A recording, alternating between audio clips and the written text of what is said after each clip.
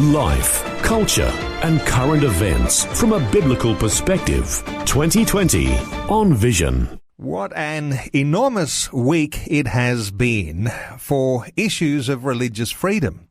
Certainly, going back to Monday, you'll recall there was all sorts of controversy when the GoFundMe people dropped the campaign that was being run by Izzy Folau to raise money for the legal battle that he'd be up against in battling for his religious freedom.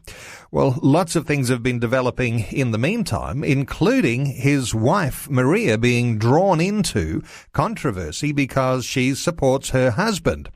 Well, you might call it a never-ending story. There's all sorts of developments to talk about. Bill Muhlenberg from Culture Watch is back with us to pursue some more. Bill, welcome back to 2020. Great to be back. Bill, one of your latest articles called The Never-Ending Story, and even to the point of arguing this idea of, how do you make a martyr? And the opposition to those Christian ideals are doing a wondrous job in creating all sorts of profile for Christian values and for Christian believers and for this issue of religious freedom.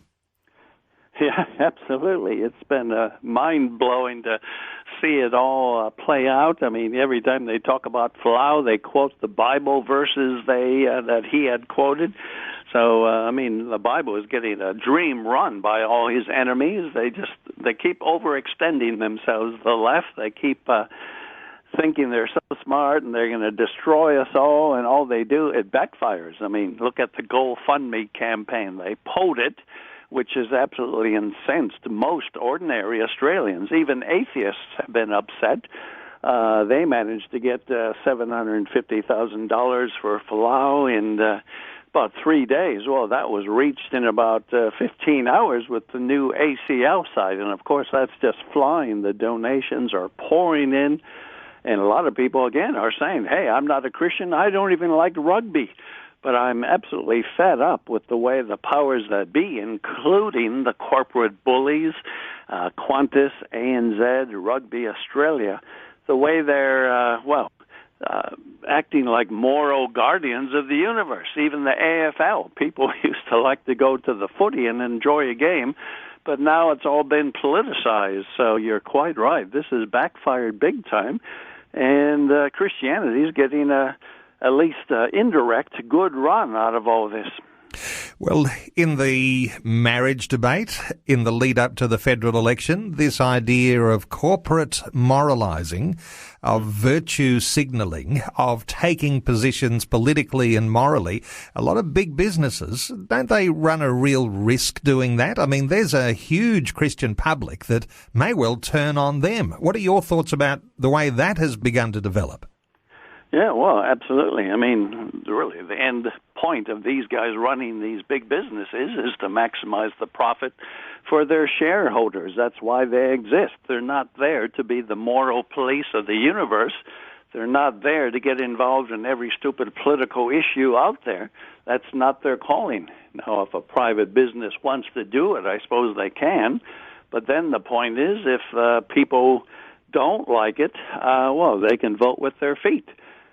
Customers can boycott. They can stop, say, flying with Qantas or banking with ANZ or going to the lousy AFL football games.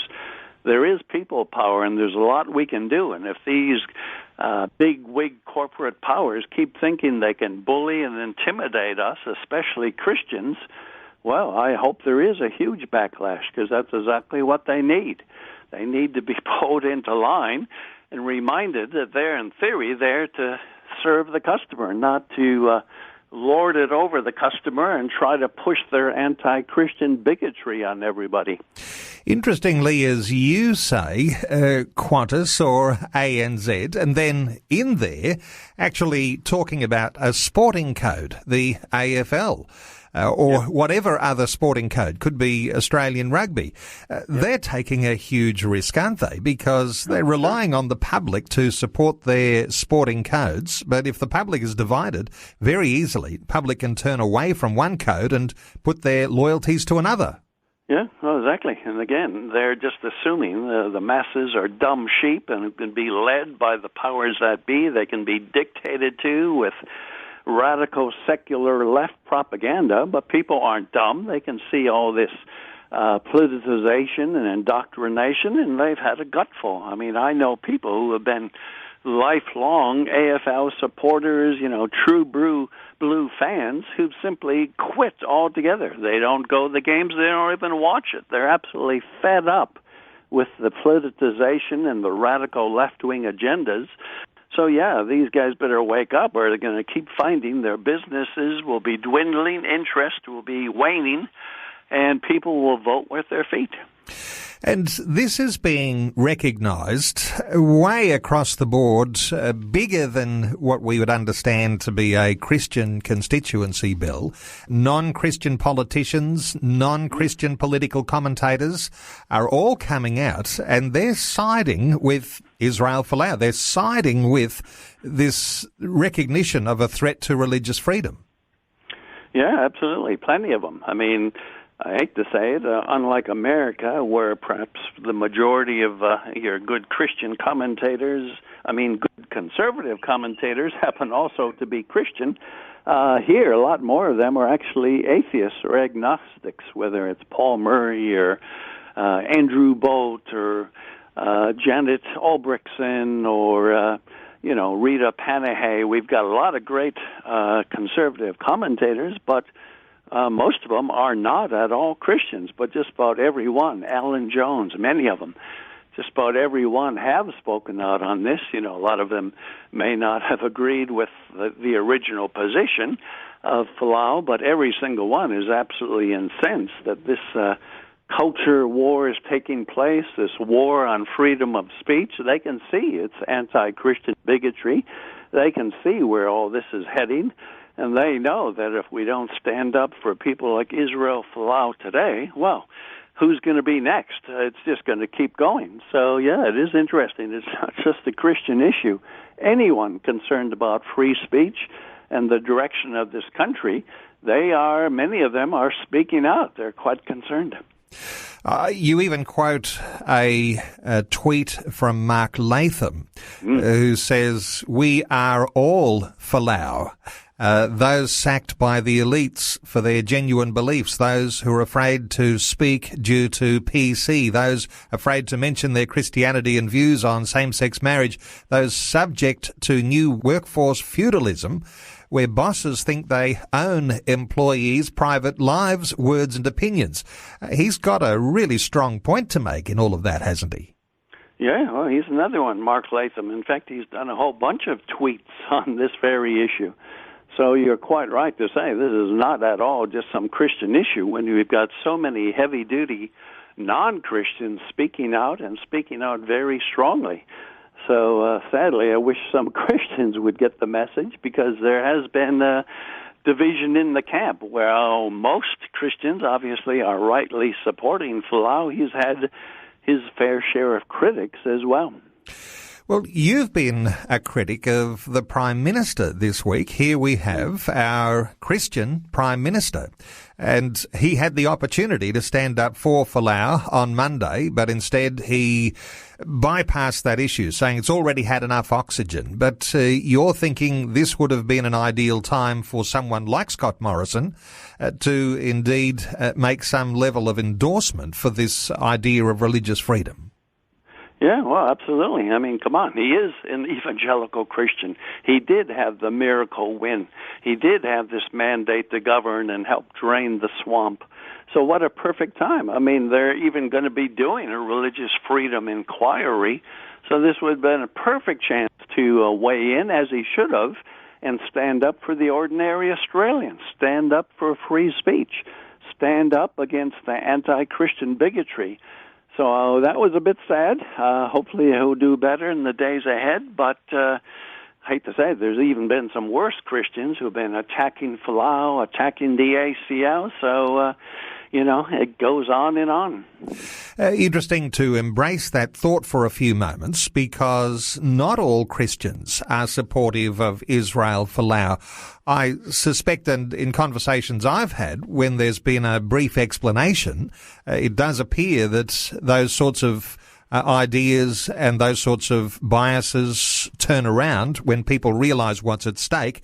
What are your thoughts here for those Christian believers who are saying, well, he shouldn't be raising money, should be paying his own court expenses, all sorts of things like that, without regard to the fact that this is such a huge issue that needs to be tackled in the courts, Bill? Yeah, well, exactly. I mean, we expect the God haters, the atheists, the secular left, the secular media to attack Folau and, go on and, oh, he's wealthy, he's just greedy, he's a money grabber, how dare he ask for money.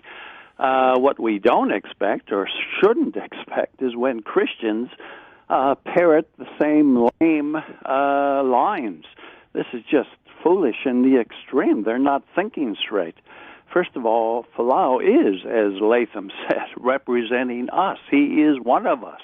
If he is hammered today, it'll be you and me tomorrow. So this is a vitally important case for freedom of speech and freedom of religion. And look, I don't think anybody should have to spend a penny of their own money to stand up for free speech. I thought it was part of our guarantee as living in Australia. And if people want to donate, their own hard-earned money, that should be up to them. Why can't they give to Folau if they want to? And, of course, the money is not going to Folau. The ACL has set up a special trust fund where this money is going. It'll only be to cover the huge $3 million expenses in the court case to challenge the unfair dismissal of Rugby Australia.